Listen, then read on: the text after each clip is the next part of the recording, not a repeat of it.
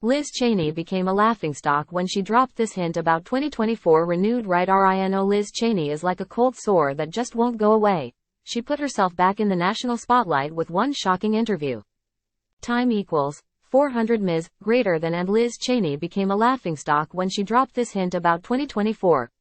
RINO Liz Cheney's political career appeared to be as dead as a doornail after her historic loss in Wyoming's GOP primary for the state's lone House seat last year. Time equals 400 Ms. greater than Wyoming Republicans handed her a punishing 37-point defeat to now Rep. Harriet Hageman, R.W., who was endorsed by former President Donald Trump. She suffered one of the worst primary defeats for an incumbent in congressional history, and that margin would have been wider if she hadn't spent millions courting Democrats to cross over and vote for her in Wyoming's open primary. Cheney was once the third-ranking Republican in the House as chair of the House Republican Conference before she decided to wage war against Trump and conservatives. She gave a delusional interview with Jake Tapper on CNN's State of the Union that showed she hadn't learned anything from the drubbing she took from Wyoming voters. Cheney used the appearance to whine about Trump after Tapper pointed out that the former president is likely to be the Republican nominee again.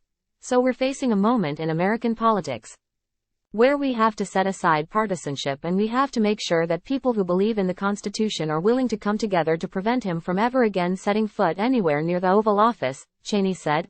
You're not ruling out a presidential run? Tapper asks. No, I'm not, Cheney said. We're going to see what happens. We're going to see how things unfold.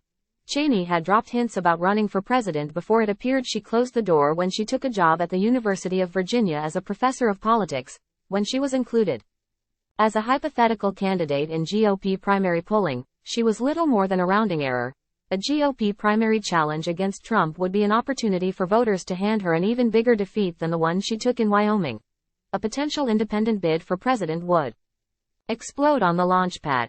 Cheney is completely delusional and refuses to accept that her brand of GOP politics has been left in the ashbin of history in the Trump era.